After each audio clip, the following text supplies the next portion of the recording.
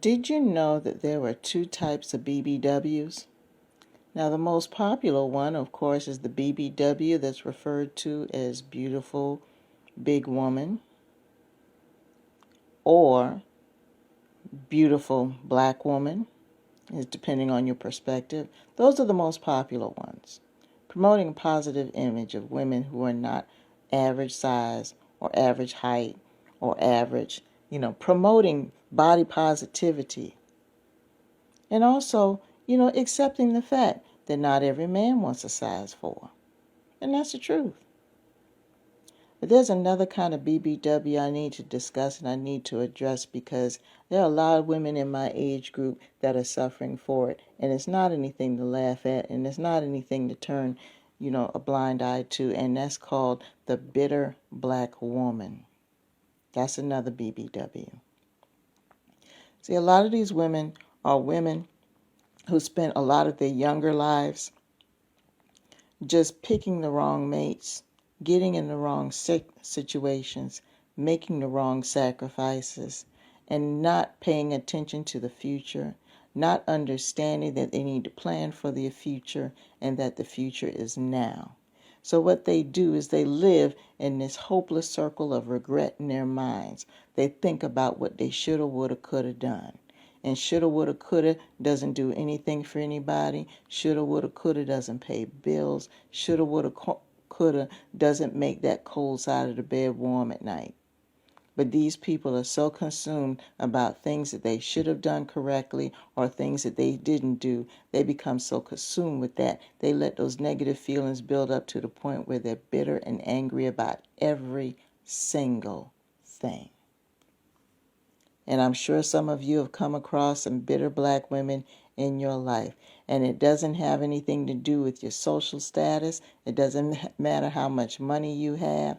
It doesn't matter if you're married or divorced. Because I know some bitter black women that are married. So that doesn't have anything to do with it.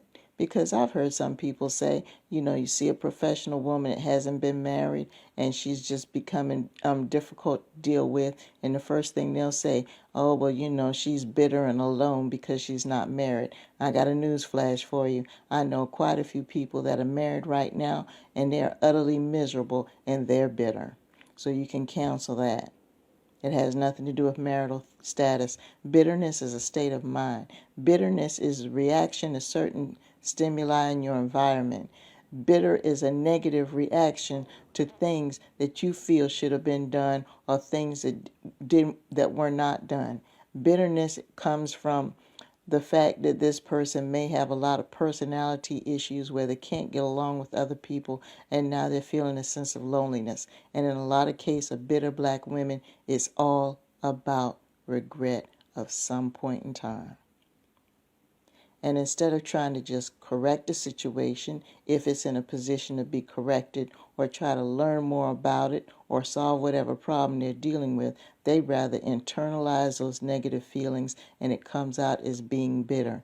These are the women that when you go to a gathering, everybody's laughing and having a good time, they'll sit there and pick something negative out of the whole thing.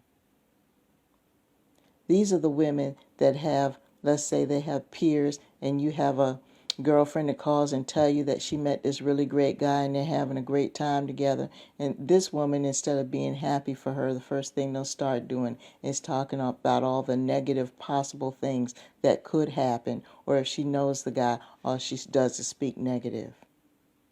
Bitter.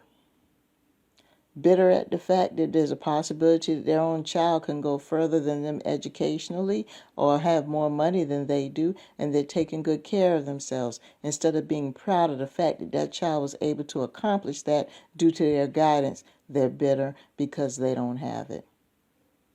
And that's bitterness mixed with a bit of jealousy. These women are alone, and these are the same women that go around saying, I don't need no man, I don't need nobody, I don't need no companionship, it's all about me. Now, don't get me wrong, overall, we technically don't need anybody for every single thing in our lives, but there are some things in our lives where we do need to have the companionship of people, because that's the way we were built. We are social creatures, and we were designed to have some sort of companionship at some level at some point in our lives. And these women are living in regret. And a lot of the time when you do have a deep conversation with them, they're always taking that trip down memory lane because there's so many things they wish they had done.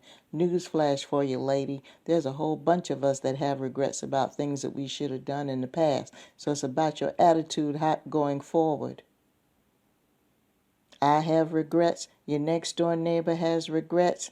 The kid down the road has regrets. Heck, the dog across the street, the stray dog has regrets probably.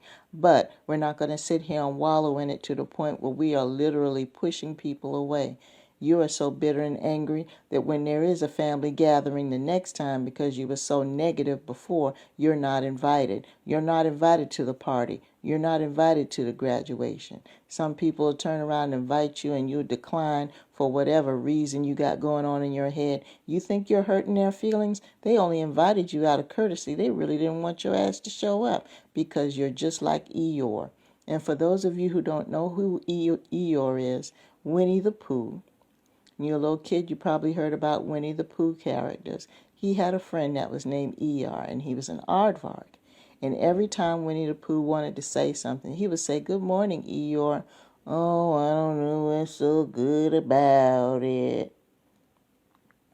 Or Tigger might come along. Tigger is the little tiger friend that Winnie the Pooh had, and he's always hyped up and excited and positive. He'll come bouncing around and say, "Oh, hey, Eeyore, how you doing? We're going to go get some honey. We're going to go to, they're baking bread over to the bakery. We're going to go see if we can get some." "Oh, I don't know if we should do that. I think that would be a bad idea. Why don't we just stay here and be hungry?" Just those type of people. You know what I'm talking about. What you call them, Debbie Downers? Yeah. Now, don't get me wrong. There's some men that are this way, too. But I'm just talking about the women here. Bitter black women, it's not going to work. And it shouldn't have to be a thing. If you're 40, 50 years old and you upset about companionship and everything else, the last time I checked, you were still breathing. So why don't you just start here and now and change that dynamic? If you didn't get that degree or didn't get that education and you're bitter behind that because you've been stuck in low-paying jobs, you're not too old. Get online and sign up for virtual classes and make it happen. Change your attitude. But see, ironically enough, some of these people are masochists. They like the suffering because that way they can get all the attention for being a victim. It's twisted. It really is. But bitter black women syndrome, that's not helping our people. If anything, it's creating more prejudice because they're assuming, "Oh, shoot, there she goes. Here she goes being a bitter black woman." We need to stop that. We need to stop that and take accountability for what happened or has not happened in our lives. And if there's a way to improve it and fix the situation, do it. But going around being a Debbie Downer and being bitter everywhere you go, that makes for a lonely life because people are not going to want to deal with you. You just lost all hope of happiness. And it's sad. So what you need to do as a woman, you need to decide which one you're going to be. Are you going to be a positive BBW or a negative BBW? It's up to you. Just saying.